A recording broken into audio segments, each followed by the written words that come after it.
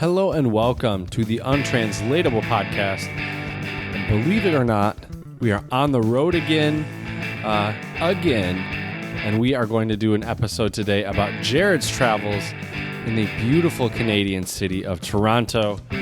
So I'm hoping it will be more than just hockey sticks, maple syrup, and people saying "A." So I'm excited to hear about his travels and what Toronto has been like. From what I've heard, it's an amazing city. Home of the Toronto Raptors, which were the NBA champions, I believe, last season, if I remember correctly, with Kawhi Leonard hitting that last buzzer beater to win the final game in Game 7. But we're here to talk about so much more than just the Toronto Raptors. So I'm excited to hear what Jared has to say and learn some new things about Toronto. So what's going on, buddy? How's life treating you? It feels good to be on the road again, you know.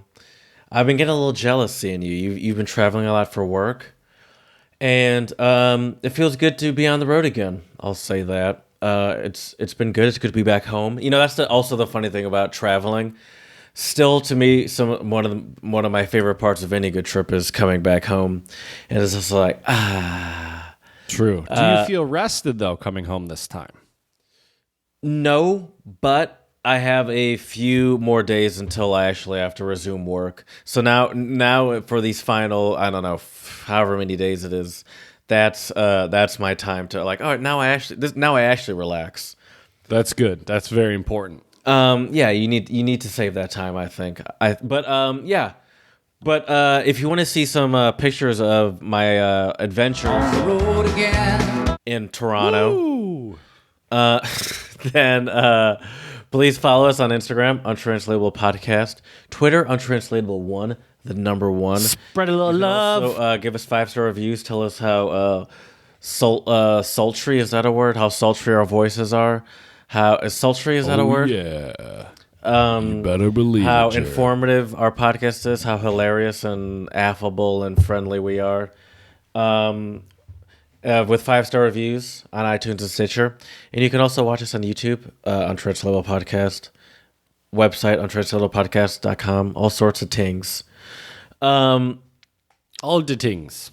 So now that I'm back, one of my constant travel, New Year's goals. Happy 2020, everyone, by the way. We didn't say that last time. We just kind of blasted into it like it was any old day. That's true. One of my constant goals is to travel more and make a priority out of it. And, last episode we talked about, some travel hacks. I love this website, Lifehacker, and we only went through a couple of them. I want to just give you a few more of them because a few more of them caught my eye that we didn't get to. I'd love to hear them. Absolutely. Now, one of them, interestingly, is best podcast to binge during a flight. And no joke, it just says Untranslatable Podcast. So we'll just keep going. Of course. How to improve your chances of getting a seat on Amtrak. On a recent Amtrak trip, say that 5 times. That's a tongue fast. twister. Amtrak trip. I arrived early, boarded as quickly as possible, and yet wound up without a seat. I had purchased a reserved seat ticket, and when I asked the conductor about this, he told me that everyone on the train had a reserved seat ticket. Oh, and we're not going to get deep into this because train travel is not huge in the U.S., but that is just one more sort of hurdle where this should not be happening. Now, this happens in plane flights often too, but it's never happened to me personally. So how much is this really happening is how I sometimes think about it. Or like I've never had a situation where it's like, I've heard about all the overbookings, but I've never been in a situation where my flight's been overbooked and I haven't been able to get on that flight, So there's this whole thing about what does a reserved seat actually mean, and that just means a reserved spot on the train, But this is the problem with trains, it's overcomplicated, and I think that's what's holding them back in this airplane world. Partially, and that's partially all. The other part is also the landscape. Packing cubes. Have you heard of packing cubes? How packing cubes can change your life? I have heard about them. I keep meaning to even get into the. I even keep meaning to get into the rolling of luggage. Isn't your mom a firm proponent of that? You and your mom are firm proponents of the rollers. Jared. I agree with you guys in theory, but I never think about it in the moment when I'm packing. Like when I just traveled, I did not do that. Did not even cross my mind until I looked at this list. Oh, it saves you so much space. It's crazy, man. It is so crazy. Oh, I'd imagine. That makes perfect sense. Like it's surface area wise, I get it. And it's just so ingrained to me to do it the way that I do it, which is folding it out flatly and longly that I don't even think to do that. Nope. Roll it up, my man. Yeah, it's especially with stuff like jeans or you can or like t-shirts that don't wrinkle.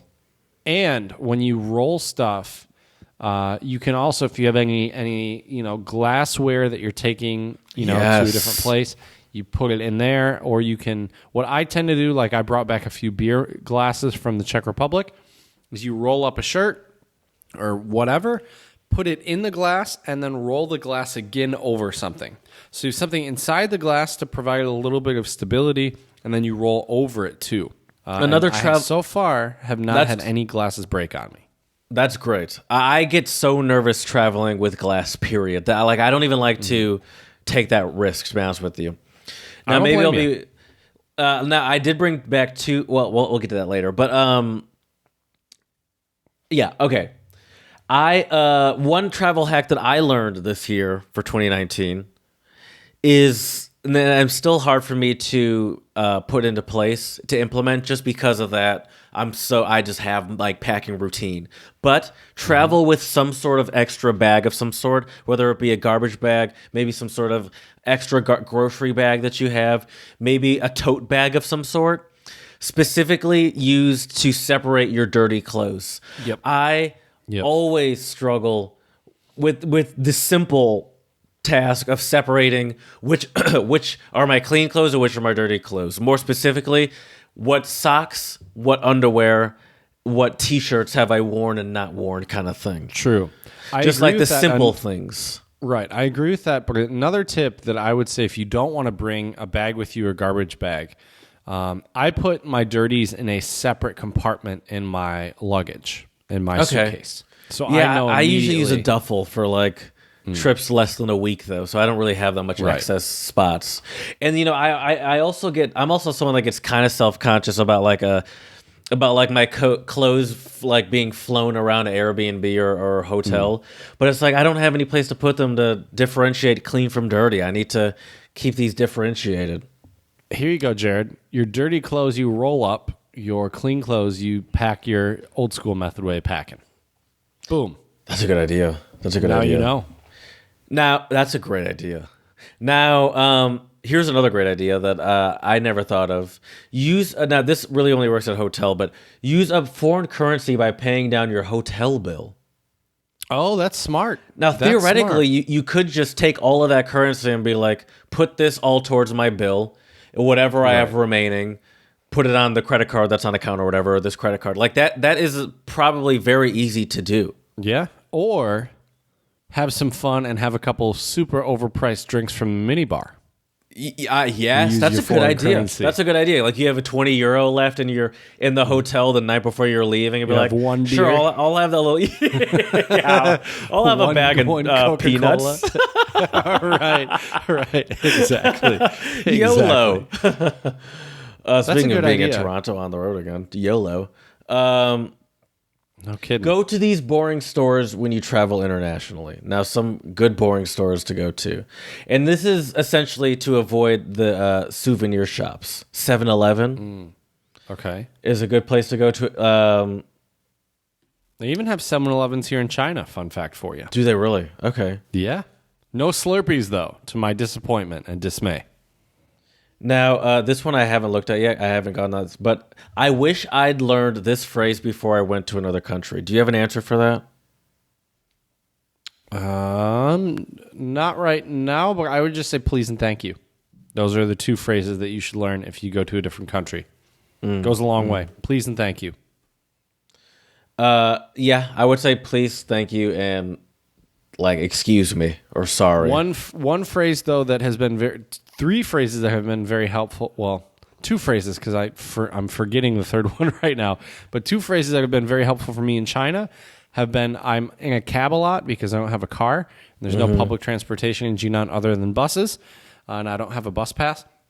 So the terms turn right and turn left, and also stop. I don't say stop. I just say here, and then I tell them okay, and that gets the job done. But turn right and turn left have been very helpful phrases for me to know. I would say a simple in most language and good one would be also I would like. Oh yeah, true. Usually it's a pretty simple phrase. Correct. And it's very versatile as far as going to restaurants and ordering things in general. Most definitely. And the inverse of that, I do not want or I would not like, because depending on the place you go, you may get how do they say hassled, right? Or you may get hassled by people. There have been a lot of instances here where in China I've had to use the term "buyao," which is I don't want. Piss off. When people will, when like there are a lot of unsolicited cab drivers here where they will. It'll be overpriced. And not only is it overpriced, but I don't think they have the same driving requirements, insurance. I don't really know, but I've just been told you don't want to take cab rides with them. And so you got to tell them booyah. So I think that's another important phrase. There is a T-shirt I saw online that was hilarious. It was like the T-shirt for people who don't have language talent, which was basically a T-shirt had all these symbols, like a symbol for bathroom, symbol for food, for hotel. And you would just point on your T-shirt. I think that's a clever idea. I don't think I would do that me personally. I feel like I don't have a clever idea. I feel like I wouldn't want to do it, but it probably would work. Like, I don't know if I'd fault anyone for doing it. Oh, like, I definitely wouldn't. I get it. Right. Let's get to it. Spread a little love. Let's do it. I have one shout out today. And my shout out today goes out to, I do not like this girl's nickname, but I'm here to tell the story. So here we go. So my first shout out, one second here. My first shout out goes out to Nadia Sparks, who is otherwise known as Trash Girl. I knew you would laugh at this. Why you wouldn't like that. I don't like the nickname, but the reason why they call her Trash Girl is because over the past few years, Nadia has been very committed to picking up litter on her way to school. She had been bullied and made fun of by kids at her school, calling her Trash Girl. But this is what I do like about the nickname, Jared. She has now owned the nickname and is proud of it. And I think that's one way to really kind of give your bullies the middle finger, where it's like, take back the power. If you're going to call me Trash Girl, I'm going to own it. Embrace it. And be Trash Girl. And so last January, there was a story about her achievements at her school. And ever since then, it went viral. And she now is going to be getting some very prestigious honor from the Prime Minister, Theresa May, in London, England, very soon. So I think this is really amazing. And we always love to spread the love for anybody who is trying to better the environment. You betcha. Because we are... we need to do this. It's very, very important. So I think it's really amazing. I'm starting to get nervous. I know, right? I always get Jared nervous here. And here are some tips, though, from Nadia herself. Use a reusable bottle for water. So don't be terrible like me and have these bottles here. Although I will say I do refill these. I have my reusable water bottle right here. One of two. Nice. Actually, one of four. Excuse me. There you go. Do not use plastic bags. So bring. Also, I have a bunch of plastic bags. You can't see them, but I am a hypocrite right now. But do not. This is her list. Do not use plastic bags. As much as I can, I use reusable like tote bags, or I'll ask for paper. A lot of my grocery store, like the ways most of the grocery stores around me word, they'll ask paper or plastic. But how they word it is, would you like plastic? But all these places that word it like that have paper abundantly. Right. But they always word it, would you like plastic? Like specifically pushing me towards it. Don't follow their plastic agenda, Jared. And I was like, no, I'll take paper, please. But I never understand why they word it like that. Right. I'm not sure. Like, why are you pushing me towards it? Maybe it's cheaper. It's a good question. It's probably cheaper. Probably. But but anyway, so lots of love to Nadia Sparks. I think this is amazing. You betcha. We all need to, including myself, need to do our part to help the environment. Other than helping the environment, though, Jared, I think another way to live a very happy and healthy life is... There we go. Untranslatables. Now, this is not really an untranslatable, but I did really enjoy the Canadian accent when I was in Canada. And just real quick, nice. Do you know what they call their one Canadian dollar coin? It's either a loonie or a toonie. On the one Canadian dollar coin is a bird-like animal that looks like a duck, but it's called a loon. It's a loon. Yep. And so it's a the $1 coin is a loonie, and the $2 coin is the toonie. I'd heard of the loonie. I didn't realize it was specifically just for the one. I thought that was just like loonies, like bucks, you know. And I'd never heard of the toonie, but that's not how they use it. So I don't think that's right. I think it's just for the like a single like coin, you know. Mm-hmm. True. Anyway. That has nothing to do with my untranslatables. That was just a fun little thing I learned that is kind of an untranslatable because I'd never really known it. My first untranslatable is Romanian, and it's Are un morcov in fund, and it means he has a carrot in his bum. Or you have or it looks like you have a carrot in your bum. I could also put it that way too. That might be a little easier. Is this like our English phrase when we say, do they have a stick up their ass? No. Carrot in your bum. I don't even know where to begin with this. Give me an example, Jared. So think about people that maybe are about to give a speech and they're walking up to the stage and they're kind of slowly walking up to the stage, and their entire body is very stiff. It looks like they have a carrot in their bum. So it's like you're very sore or you're slow, lethargic. Do you just not listen to anything I say when I speak? Sometimes I feel like you don't hear me. To walk very slowly. I said someone is about to give a speech, and they're walking up to the stage. Give a speech. Oh, to be unenthusiastic. To be nervous. Oh, nervous. And it's to be. I when I hear a carrot in the bum, I think maybe like someone's tight. You know, they're very stiff. Okay. And they need to loosen up, you know? I will say, though, Jared, I think if you're walking up to a speech and you're walking slowly, I would say you're calm, not nervous. When I think of nervous, I think you're like doing things quick. I guess so, yeah. But I guess I was thinking like if you're very like stiff, you know? Tight, yeah. That makes sense. Imagine that walk... I mean, you know what it's like to have a carrot up your bum. Imagine that walk when you have like a carrot up your bum. Like, you know, you're kind of like that slow, like wobble, like, oh my God. Right. You know, like that uneasy walk. But I hear where you're coming from and I see where you're coming from because it looks just as uncomfortable to like speed walk to the stage and just start, you know? True. Very true. So you make a good Jared, point. My first one for you is Chinese. Is Pi Jing Zhan Ji, which means split open trees and cut brambles. Do you know what a bramble is? I knew you were going to ask me that. I didn't look it up, and I do not. I'll look it up. Brambles. I'll look it up. A bramble is any rough, tangled, prickly shrub, usually in the genus Rubus, the blackberries and raspberries and of course, the genus Rubus. Bramble is also used to describe other prickly shrubs such as roses. So what was the untranslatable literally but not again? Dingleberries. Split open trees and cut brambles. Is it like to work your way through a difficult situation and like succeed on the other side? Very good. Yes, proceeding in the face of adversity, but more or less what you said. Absolutely. Mm-hmm. Yeah. Mm-hmm. Well, great. All right. I have another Romanian one. Perfect. And it is Venitsu mana in fund. Venitsu mana in fund. Did you come with your palm between your butt cheeks? A lot of butt-based idioms, untranslatable. Romanians like them booties. Yeah. Did you come with your palm between your butt cheeks?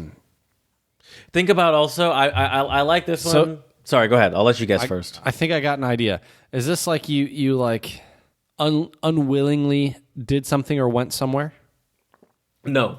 So no. Okay. This one might come up, maybe not for you in China, but for me in the United States, especially when I go home and visit my family.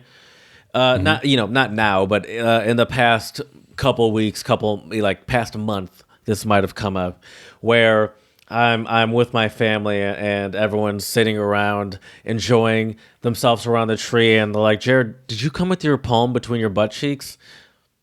From to be in a bad mood. No, from gift from Glenda, gift from John, gift from Mike, gift from. Interesting. Everyone's name comes up except for Jared. Did you come with your palm between your butt cheeks? Coming somewhere empty-handed. That's what Not it is. bringing a Yes. gift? Not bringing a gift when you visit someone. Yes. I like it. Okay. Yeah. Well, it's Jared, very I have rude a couple. to be invited and not show up with at least a bottle of wine, even if they don't drink alcohol. Right. That's fair. I have 3 French untranslatables. Now, these are French Canadian. Now, I will admit these are Quebecois. I don't know if I said that right. So you may not hear these in Toronto, but I thought these would be kind of fun. So the first one, Jared, is attaché la toque. Attaché ta toque. I've heard of toque before because it's like torque, but I don't remember what it is. But attaché is like, go ahead. Isn't it a hat? I think it's like a Canadian hat. Okay, you tell me. What is the literal translation? Put on. Well, interesting. It says put on your you're put on your toque. Put on your toque, Jared. But you put on your toque, Jared. Right, we're going to start the podcast. But you don't know what a toque is what we're getting at here. It's a hat. It's a Canadian hat. Okay. Well, when I asked that, you asked me. You said, "Isn't it a hat?" I was like, "I don't know." Yeah, it's a Canadian hat. Okay, it's a hat. Is it like we're gonna get our hands dirty? Time to get down to work, get down to business. Yeah, get ready. Yeah, get ready. I'll give that one to you. Mind if I just run through these other French ones real quick for you? Sure, please. The next one is avoir de l'eau dans le coffre, which means to have water in the cellar. To have water in the cellar is to have skeletons in your closet, or to be keeping secrets of some sort. It's a good guess, Jared. But so if you had water in your cellar, what would you do when you went down to check on your cellar? If you're wearing jeans, you have to roll up your jeans. It's like to tread lightly, or is it your pants are too high? We would say you're wearing flood pants. I love that. yeah, you're wearing flood pants. Or we also call them high waters too. Yeah, high waters. Yeah, your pants are too short. Your pants are too short. Yeah. Why are they all like water based? I don't know, but it's pretty funny. I mean, it makes sense. You got to roll your pants up. You don't want. It's so annoying to walk around with wet jeans all day, especially just like that one spot. Yes. Oh my gosh. All right, my last totally one understand. for you is avoir son voyage, which means I've got my trip, or to have a trip. Mm-hmm. Okay, I got my trip. Or is it like it's not as literal as I think it is it? No. Right. I'll give you an example. I had a trip when Jared I've had enough of this. I've had enough of your bullshit. Okay. Mm-mm. I had a trip when Jared told me he went to Toronto and didn't eat any poutine. Like you freaked out. To be surprised, yeah. I mean, that's kind of similar to the English. It's like, are you tripping? Oh, that's true. Don't be tripping. Kind of similar. That's true. That's funny. But yeah, I did go to Toronto. I did not eat any poutine. I did see French. I did hear French, although that is not the main language they speak in Toronto. Correct. So I'll tell you about my trip. Now, one thing I did mention last episode on the road again that I think is a very important thing that you should do whenever you go on any trip is to ask for advice wherever you can. Everyone personal probably recommendations, especially if you listen to our podcast, you probably know someone, or maybe you're that person that loves to travel, or that just knows all the spots. Just ask around. Hey, got any recommendations? Especially if you're friends with that person. Personally, from what I found in my experiences, no recommendation is better than one that comes from someone that you're friends with. So it's like, you guys are friends because you have similar taste in things. You guys understand each other. And that did not deceive me. I have a coworker that I work with where we're also friendly. And I said, hey, give me some recommendations. I don't even know if you've been to Toronto, but I know whenever anyone brings up some location, you have something to say. And so he gave me the recommendation for a bar that I went to on my first day. So me and my girlfriend drove to Toronto. Takes How long was the drive? 3 hours and 45 minutes to 4 hours, anywhere in between that time. That's not bad. It took no time at all, really. It was great. And I just got a fresh passport, so it was fun to break that in. That's the one bummer about going back and forth, driving between Canada and Michigan. They don't stamp your passport. I was like, come on. They don't? No, I don't think so. I need to check. I didn't check, but I don't remember getting stamps like before. I didn't check on my new passport, but I've been to Canada plenty of times since I've been back, and I don't think they do. I don't think they have bother. to stamp you on entry. I thought. I don't think they do. I don't think they have to. I'll check. I can check, but I have to run and get it. It's like right over there. So maybe I'll get a chance to check in a second, but we'll get to that. Maybe we'll get back to that later. Anyway, so we got there, and the first thing we did was, let me be honest with you, we took a nap. Nice. And we were exhausted, and then we went to I made a reservation for this sort of speakeasy-esque bar that was recommended to me by my coworker called Cloak Bar. We had to make a reservation, and then you have to do one of those things where you call, and they come up and let you in. And it's like downstairs, but it's like this sort of, like the staircase you might see in like the back of a restaurant. Like it's a normal sort of staircase, or like the staircase you might even see like in the back, like in a apartment sort of staircase. Nothing special at all. And then it leads down, and next to it is this nice restaurant, but they don't really advertise the bar in the restaurant. And then you walk in, and then they have like because you have to make reservations, everyone's gonna spot, no one's standing around for a spot or anything, but it's very intimate. And they have a great, they have all these crazy cocktails. And so I get a tequila-based cocktail. I'm turning into a tequila head. Did I mention that? Have I mentioned that? You did that last episode. Okay. Yeah. I'm happy to hear that, though. I love tequila as well. So and then I also got a whiskey-based cocktail. And it was really cool. We got some cool appetizers, and it was a great vibe. That was one of the great highlights of Toronto. I'll just say that now, was the food. What kind of apps did you get at this place? I'm curious. We got some French fries that had like some, cooked in some special oil with some special seasoning. We had this cauliflower salad kind of dish, and we might have had one more thing that's escaping me right now. But that was great. And then we had some delicious cocktails, and then the next day, what did we do the next day? The next day. Fun fact, Niagara Falls is like an hour and a half from Toronto. So the next day we left Toronto and took a road trip to Niagara Falls. I'd seen Niagara Falls from the New York side and never from the Toronto side. My girlfriend's never seen Niagara Falls, so we did that. And, it's gorgeous. I posted pictures on our Instagram, Untranslatable Podcast, already there. It's a beautiful site, but the city of Niagara in Ontario is like a low rent Reno or Las Vegas or Atlantic City. Like it's glitzy. There's a lot of there's haunted houses. There's a lot of there's like a museum. There's a wax museum that looks like a knockoff Madame Tussauds. The Johnny Depp. This is just from the picture on the outside. I didn't go in. I'm not paying for it. It looked like he was partly melted. Everything is very expensive. Parking was very expensive. Food. We just went to a basic diner. It was good, but it was very expensive. Everything was very expensive. So we went there. How many loonies and toonies did you spend, Jared? For the two of us, breakfast. We just got my girlfriend got pancakes. I got just your basic eggs, potatoes, toast, and what else? And bacon. Just your standard breakfast. And altogether, it was probably like 45 Canadian dollars. Oh, and I got coffee. Bad. Maybe 50. Oh wait, how much is that US? And so that was probably like maybe like I don't know, $35, $40. Yeah, okay, that's not just great. for like a basic breakfast. Yeah, that's not great. And it was should be good, like, but what, like like this is just $15? basic stuff. Here in a place that I go to locally, which I think is a little better, I could probably do that for $20 tops, including tip. Right. But it was good. But and so we were there for 2 hours tops. But one thing we noticed while we were there, took a lot of great pictures. I mentioned Instagram, Untranslatable Podcast. A lot of international tourists.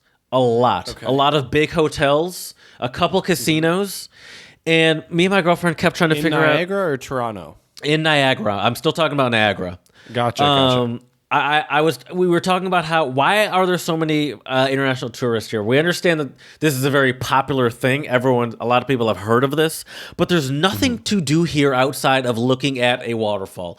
Everything else is just cheesy sort of knockoff Las Vegas, Atlantic City stuff, and not even a good knockoff of it. It didn't seem like it, and so it's like, who's spending more than...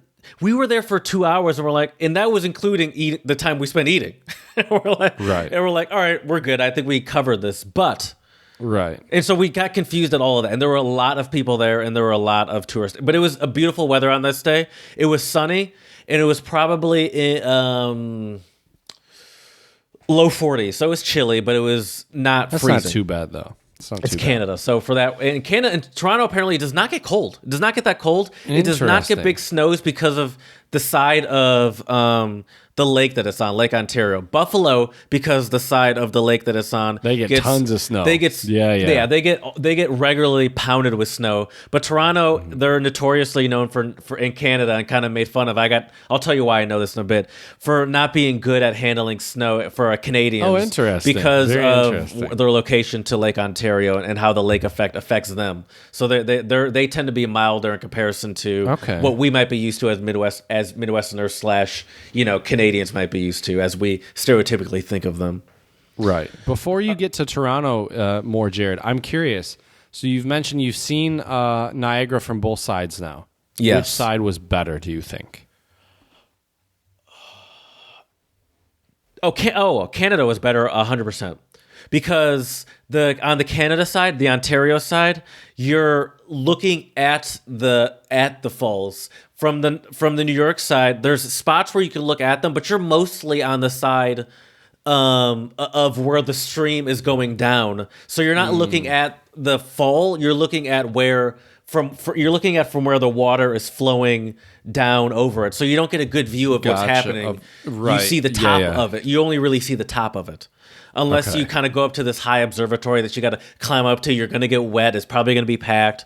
And so in Canada, on the Canada side, it's just easier to get a better view. Also, in general, you're closer to Toronto on the Canada side, and on the New York side, I'm not sure what city you're close to that's worth going to. Buffalo is not really, no offense to Buffalo. We have listeners in New York. I don't know what city you're in. Maybe they're all in Buffalo. Could be. And I'm going to see a large drop-off. But as far as I know, there's not much to do in Buffalo outside of go to the original B-dubs and eat some good wings.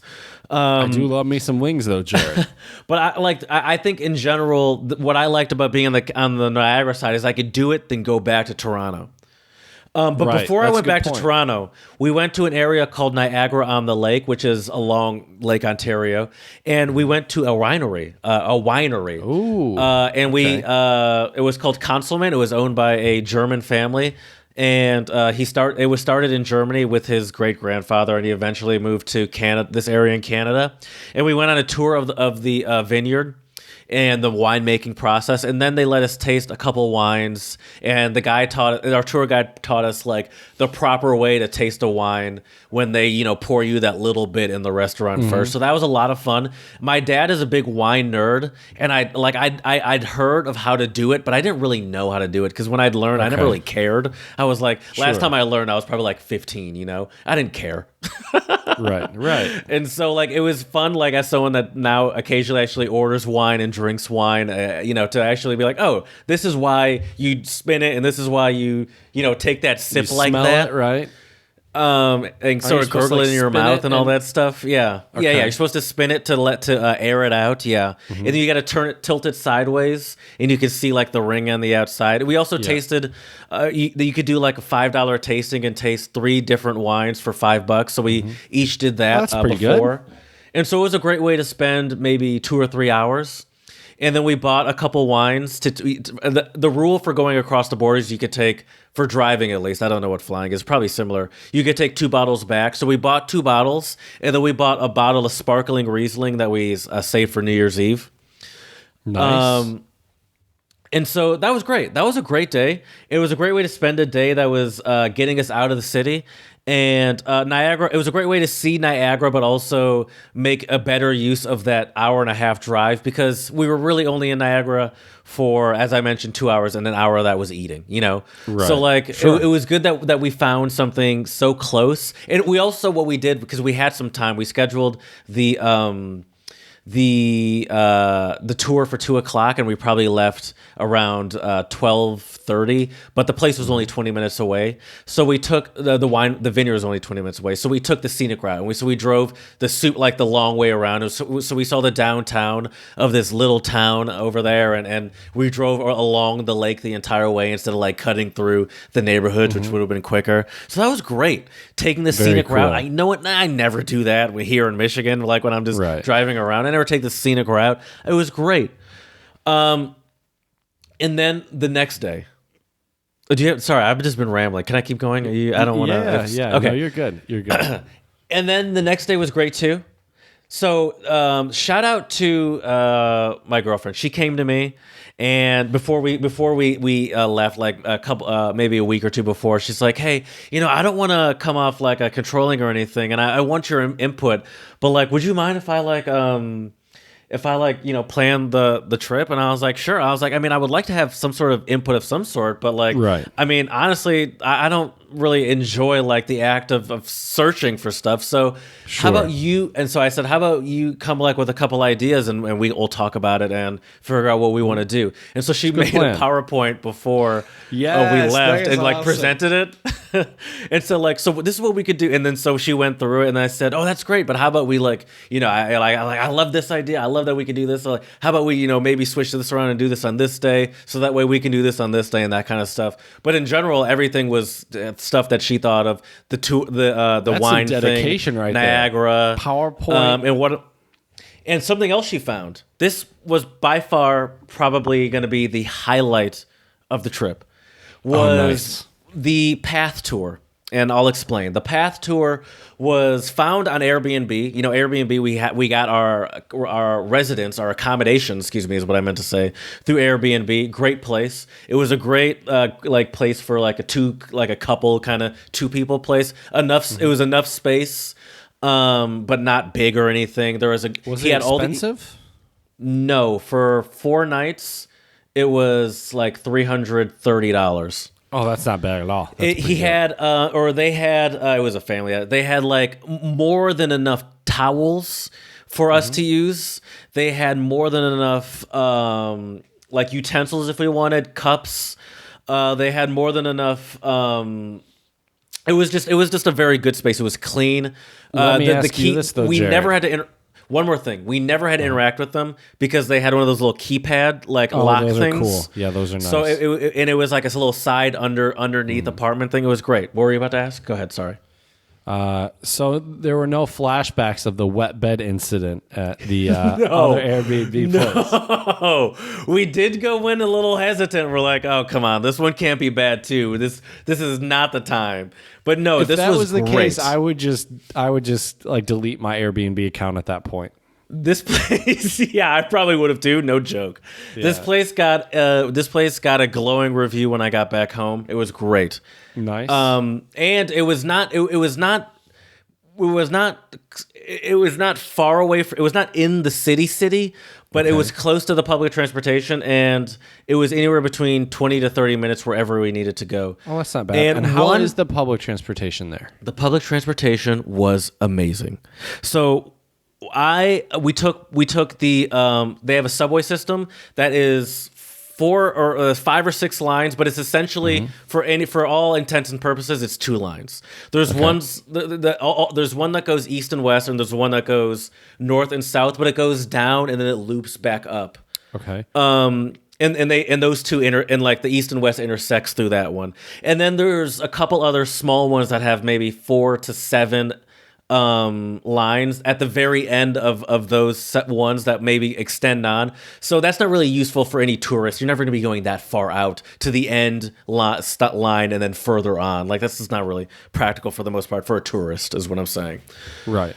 And so we only used those two lines. It was very convenient. We were a 5 to 7 minute walk, 7 minute walk away from our train station, and a pass for the day was 2 toonies? I think it was like $2.50 each, maybe something like that, give or take $3 each, maybe. And then a day pass was $12.50, $13, and so we did that, and we also used the trams like streetcars. And it uses the same ticketing system, so you don't have to change the ticketing system. And it's just very convenient. We never had to wait longer than, no joke, 4 minutes for public transportation. Oh, that's awesome. And we were there for 4 days. And on New Year's Eve, after 7 a.m. or 7 p.m., it was all free. So they have turnstiles, and you swipe your... Yeah. And the turnstiles after 7 a.m. or 7 p.m., were just all open. And so... cool. It's probably to encourage people to not drunk drive. It was sponsored by an alcohol brand. And so that's exactly what it was. Molson Canadian? Labatt's? I didn't have any Labatt's, but I definitely drank a little bit on New Year's. I didn't get crazy, but... So what we did... so the Path Tour, found on Airbnb by my girlfriend. And the Path is an underground... underground way of navigating the city of Toronto. And it was specifically made by a building developer that built a skyscraper and said, I want people to be able to get around Toronto in winter and be able to experience Toronto even when it's, freezing cold outside. And so this is extensive, kind of confusing. There are I need to pull up the facts of it, because he was saying the facts of it. And these facts made no sense. No joke, there are 50 plus food courts in there. There are multiple. Crazy. there are multiple malls, like full on malls in there, where it will look like you're walking through your standard sort of mall. Is it like semi-underground? How does it work? It's semi-underground and semi-overground. So part of it is built in a part of the city where it was where it used to be lake, and so that ground is a little more volatile. So that part's overground, but then and it's like tunnels overground. But then most of it is underground in like the side of the city where it's just normal land, and and then it's also connected to. It's also connected to the subway system, and it's also connected to a lot of major businesses. So a lot of the major, I think all of the major Canadian banks, Scotiabank, BMO, Bank of Montreal, the Bank of Canada or something like that, like the Royal Bank of Canada, TD Ameritrade, all these companies have a section of the path of this underground path walkway they're responsible for, because it goes through their company specifically. In addition to that, there's a banking section of it, and then there's a tech section of it where there's Google, Amazon, all the big Microsoft, IBM, all the big tech companies, you name it, they have a office there too. And so this path, that's just a walkable path for people to walk around to navigate the city. You'll walk through these companies as well and see this, it's, sort of different styles of how the companies might try to design it or how they set it up. And then there's also 20 parking garages in it, as I'm saying. That's so crazy. 371,600 square meters of retail space. One floor, because it's underground, huge. or overground for certain portions, but it's still just like one connected, thing. And so we got a tour, and it started at the very sort of at one of the entrances to it, and it was just put on by a guy that advertises through Airbnb. And there were there was a group of 1, 2, 3, 4, 5, 6, 7 of us, including me and my partner. And this guy was great. So it was he is from Toronto, and you kind of got to know what you're doing to get through these tunnels. Like it's not scary confusing by any means, but it's easy to get turned around. It's easy to get lost. I'll explain a situation we had later. It's easy to think you know where you are, then be like, wait, I feel like I was just here. Have I seen this before?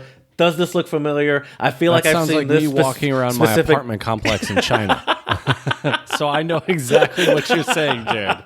100%. And so like it all looks kind of familiar, but there's so much to it, you know? Because it's all sort of mall-y and food courty. There's a lot of food courts. So you're like, have I seen this food court? And so this guy knows it perfectly, though. So he was just walking us through it. And he was explaining how they're connected, how the companies ended up there, what companies first, how like the Royal Bank of Canada tried to get the largest building there because they're the biggest bank in Canada, but they couldn't get it. So the Royal Bank of Canada building is a giant skyscraper, not the biggest, but it's every window pane is covered with a $75 flake of gold. And so in the summer, it just is just a reflection of sunlight. And it just he says you can feel the heat off of it, and it's just this giant gold building, and then so he also explained, and he also wove in like Toronto history to it. So he explained why it is that every single Canadian bank essentially is there, because he said that Montreal used to be the biggest city in Toronto, and it used the biggest city in Canada. And it used to be the sort of the industrial banking hub of Canada. Okay. But in the 70s, Quebec, which is where Montreal is, was trying to secede from Canada and become its own country. Yeah. And a bunch of businesses were got nervous that it would mess with their business if they were now in a country that wasn't Canada. Toronto. So they all moved to the second biggest city, which was Toronto. And so many people moved. He gave numbers. Obviously, I don't remember all these exact numbers, but so many people moved that Toronto, within a pretty short amount of time, became the biggest city in Canada. And all these major banks are now, including the Royal Bank of Montreal, the Bank of Montreal is headquartered in Toronto. That's funny. That's really funny. And with the banks and goes all the biz jobs and all that stuff. And now Montreal, still a big city, but is far second to Toronto. And so he was great. He also gave a great hockey story. He's like, who's a hockey fan? Everyone was like, no one raised their hand. It was a bunch of Americans, and then one girl from Vietnam. And so he's like, all right, but he was so good at making the story. And I was like, even if you're not a hockey fan, that's still a great story. We stopped by. So what's the story? I'll tell you the story. We passed by the Hockey Hall of Fame, which is in the path. Of course it is. Go figure. And he was talking about how I believe maybe it was the 70s or 80s or something like that. In the Olympics, you weren't allowed to play professionals in sports. Yeah. So, Russia was killing it because, they were also known for, kind of bending the rules a little bit. Right. So they were killing it I think in hockey. The Russian players, I think, were technically like military or something, but basically they had some sort of way around being like they're essentially professionals, but they're not technically, quote unquote, classified as professionals. Right. Exactly. And so like the Russians were, the Soviet Union at that time was killing it. They were killing it in hockey, and Canada was getting fed up with it. They're like, we want to like prove that we're the best in hockey. And so separate of any sort of league, separate of any sort of championship or tournament that happens, Russia and I keep saying Russia, Soviet Union and Canada did a full-on just grudge match, choose whatever national players you want, and we're going to do a 7-game series. And so this was fully devoid of any sort of ranking and any sort of national... Right. So they probably picked guys who were playing in the NHL and the CHL. Of course, yeah. They just chose, their best of the best and their top leagues, which is the NHL and their Canadian leagues. And so this one Canadian and so Russia was up 3. I think that Russia was up 3-0, and 7. It was so it's best 4 out of 7. 4 out of 7. Thank you. And so Canada came back, and this one guy. Oh wow! In the following four games. Or 3 games, one of the two. This one player won or scored the winning goal, and he was the one that was sort of known to be the leader of this team that led Canada to beat Russia, the Soviet Union in this 7-game grudge match. However, he was not a huge professional name. Like he was not. He didn't play for the NHL. He didn't play for a huge Canadian team. So he never really played in the Olympics. Okay. He just happened to be somehow a great Canadian player that was on the team, and so he is not in the Canadian Hall of Fame. Because he never had, because all of that, because he was never playing for the Olympics. None of the stuff that he did in this grudge match or whatever had anything to do with anything that is sanctioned or anything that gets counted towards your record. Right. And so, but our tour guide was arguing this was during the time, it was the 70s. Now that I think about it, this was during the time when Quebec was considering to secede from Canada and become their own country. And he believes that this sort of, this was obviously a huge event in Canada. This was played in schools for kids. Kids got out of school, and watched it in their gymnasiums. Right. Businesses shut down while it was on. And he believes that this did more to unify Canada and keep Canada unified with Quebec than really anything at that time, and that it's a shame that doesn't get recognized as a huge milestone in hockey, just because he doesn't have all the records and numbers to back up his achievements.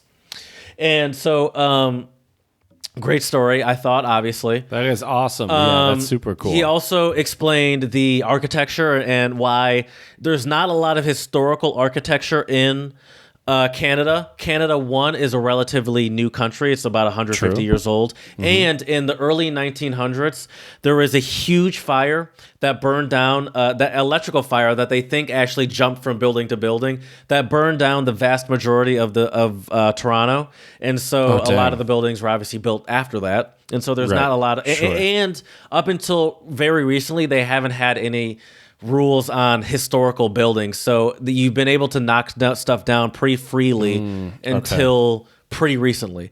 That's a bummer. Yes, it is a bummer. But one thing I loved about the tour, and one thing I loved about being in Toronto that I noticed, is the culture of it. I'm a huge foodie, and so I like the fact that there's a lot of good food. I love ramen. I've never seen so much access. There was ramen everywhere. We had ramen twice while we were there. We were there for 4 days and... No,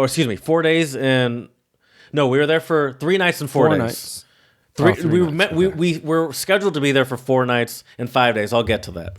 But we were there for 3 nights and 4 days. And we had ramen twice. We had a lot of great food. We had a great dinner at this nice restaurant on New Year's Eve. And then we also... we ate at one of the food courts in the Path. I had some delicious teriyaki. It was great. And there was a lot of great food that we missed out on just because of timing. A lot of good stuff was closed because it was New Year's Day. And so some other stuff a lot of stuff was open, especially restaurant-wise, but some of the places we wanted to hit weren't open. And so, so that was great. No, where was I? Sorry. You were there for 4 days.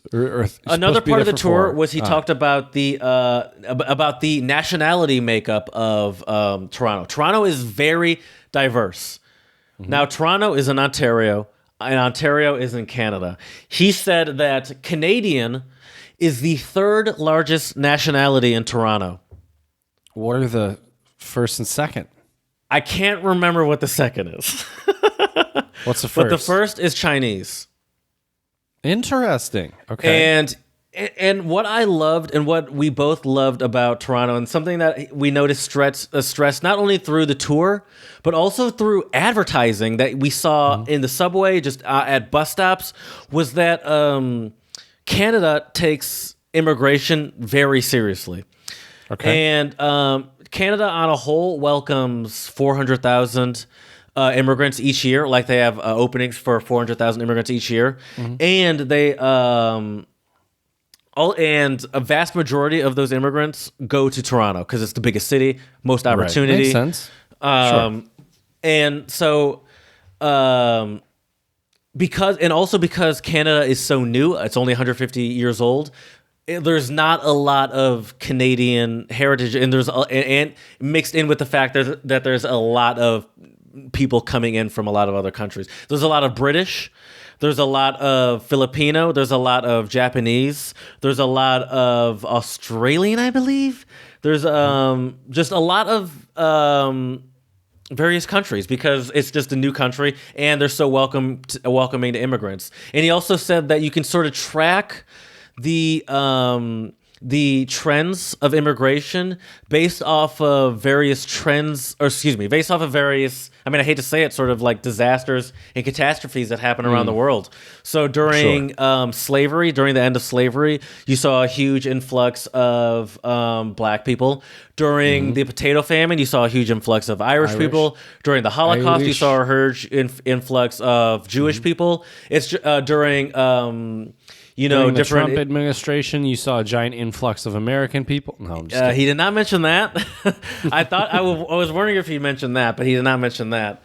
And I mentioned what the biggest nationality was, so I'm not going to get Chad in trouble by mentioning why that is. But I did mention what the biggest nationality was there. So I just loved that feeling about, so that's something I don't really I wish I thought about more, but I don't really think about it until I'm in it. But something maybe I miss about Philadelphia is just that level of diversity, where it's like the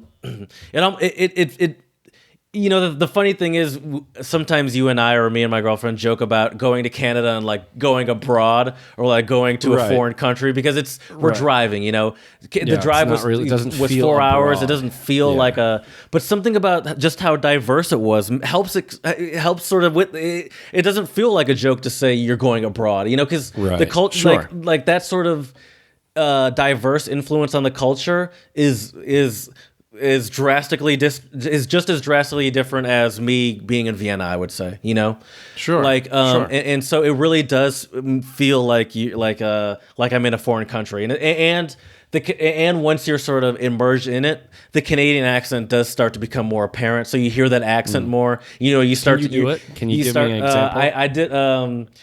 Hey, we're going to the CN Tower tomorrow. We're going on the path to the path tour tomorrow. I'm away from it. That's actually not too bad. Some of those. Oh, jeez, I'm sorry, everyone. Good. Listen, we actually have a lot of listeners in Canada recently. I've been looking.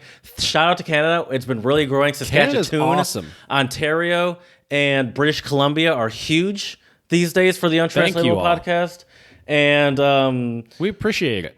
And I wanted to do more of the accent, but I can't do it. I can't. Now that I'm out of it, it's just a couple days you're out of it and you lose it. True. Well, that just goes to show our Canadian listeners send us some sound clips. We're going out to the path tour tomorrow. I really like the way Canadian English sounds. I do too. I think it sounds really cool. And the friendliness is no joke. Like it's not over. They were not overly friendly. It's not freakish. You're not. You didn't get called a hooser by anybody. No, they're not freakish about it. A hooser. But you never felt threatened. It felt very safe. It's a very safe feeling place. And you could walk around, and our tour guide said he's never heard of pickpocketing. And as far as maybe walking home at night, obviously if you're a woman, you got to take the woman precautions because men are terrible people. But in general, it's a very safe place to be. And so that was nice. And so, we drove there, but other than we are both huge fans of public transportation, and parking is kind of tough in Toronto. And so we got permit parking. You have to get a permit to park there beforehand. And so we could park literally right in front of our Airbnb on the street conveniently because we had a permit.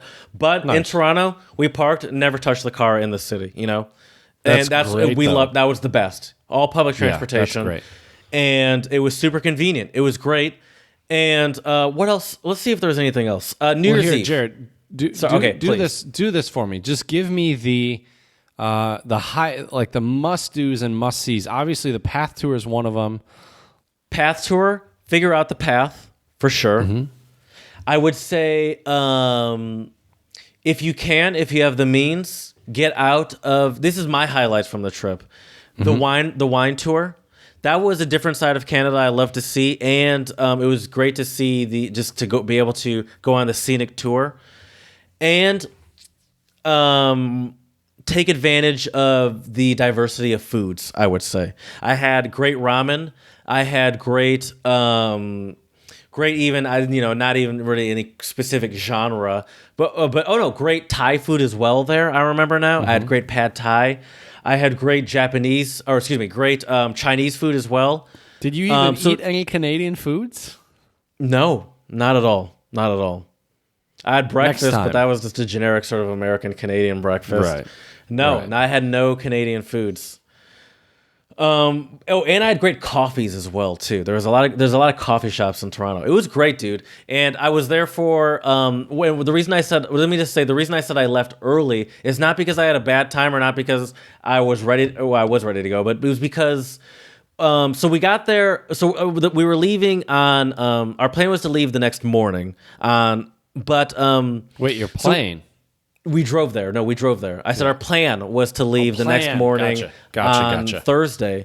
And on Wednesday at about noon, we had plans for stuff to do during that day, and we were doing it. And I was like, I mean, really, we're going to be done with what we plan to do probably around like 4 or 5. And I was like, it's only a 4-hour drive. And so we could ideally, at the latest, be home by 10 o'clock. Or 10, And if we're done with what we're doing by 4 or 5, is there really a point for us to just sit around and wait to go out to dinner again and spend more money and then sleep just to wake up in the morning and drive back home? Or we could just go home tonight and go back to our own bed and I feel like we kind of did everything we wanted to do, and like it kind of felt like a good decision. Not even like a sort of I'm bored here. It's like no, like not even that there wasn't more stuff to do. It's just like we could push ourselves to do more stuff, but we're very content with our trip. And we did everything we wanted to, and we're kind of just now waiting to leave. So how about we just leave because we have the convenience to do so. And we got home by like 9:30.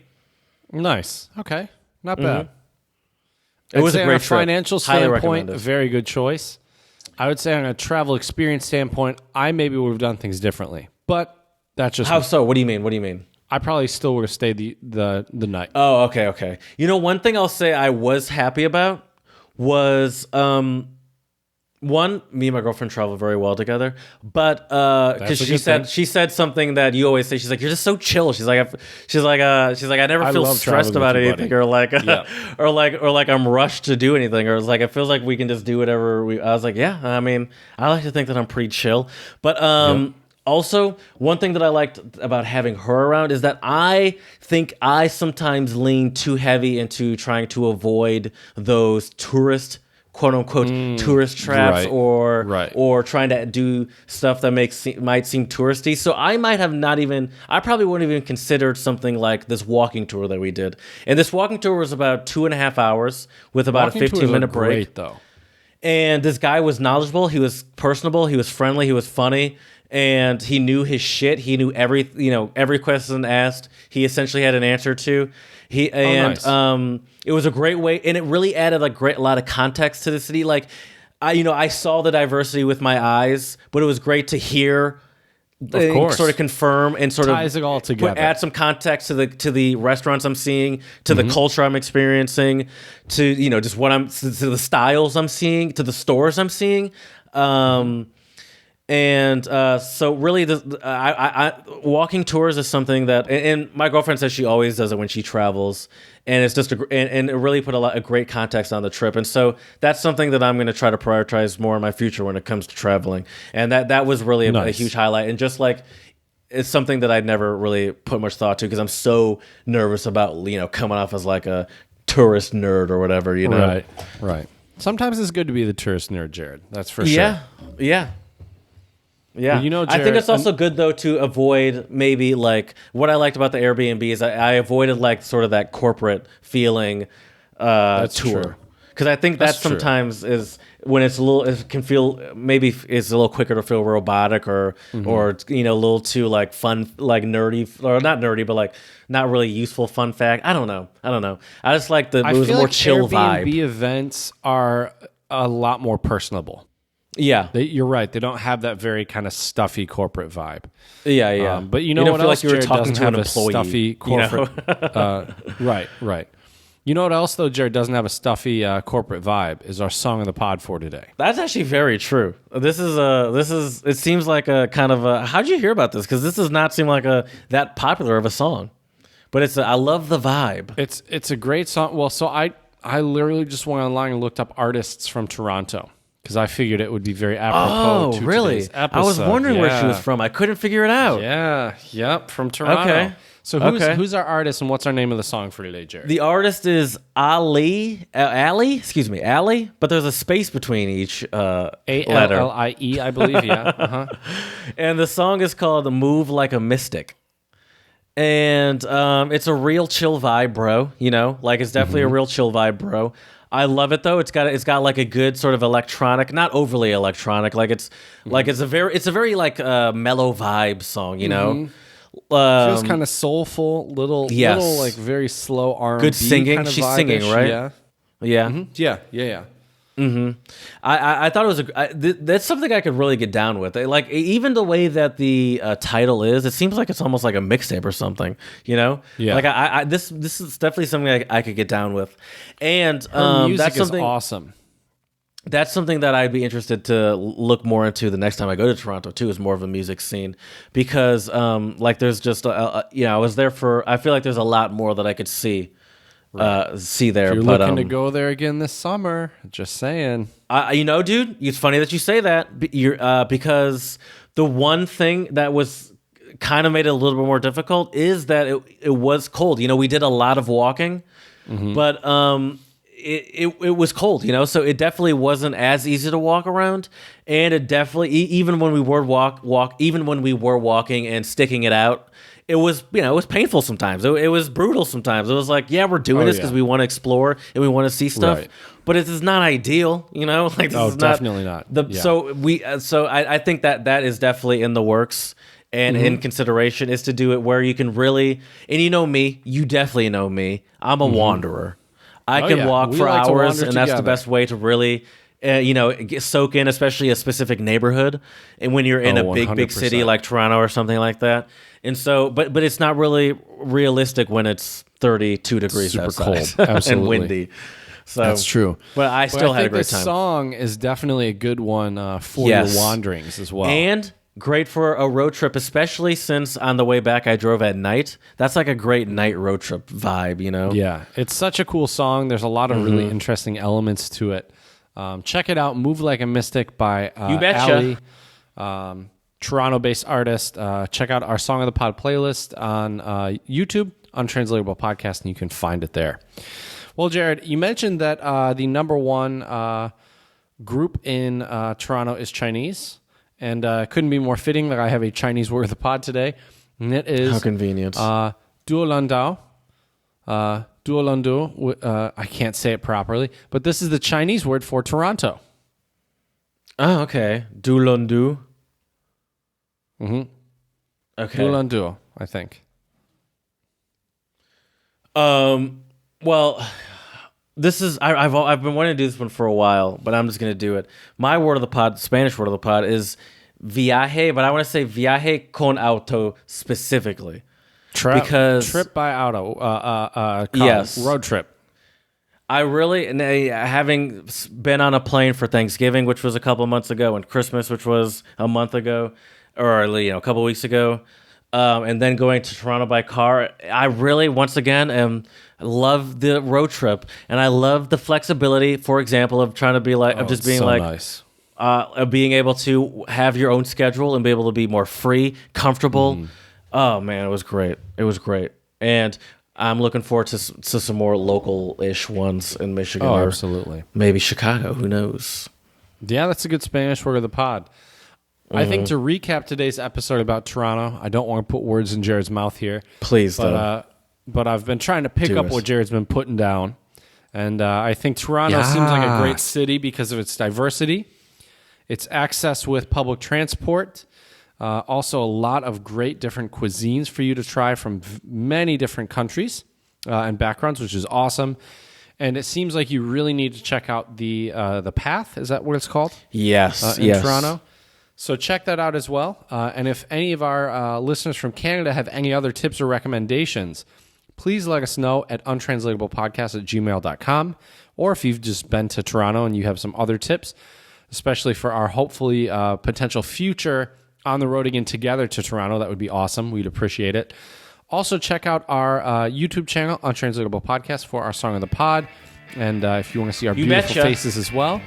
And lastly, please, 5-star reviews on iTunes and Stitcher. Let us know how we can make this podcast better for you. We would really appreciate it. So, as we say here at the Untranslatable Podcast, dziękujemy, muchas gracias, and 谢谢.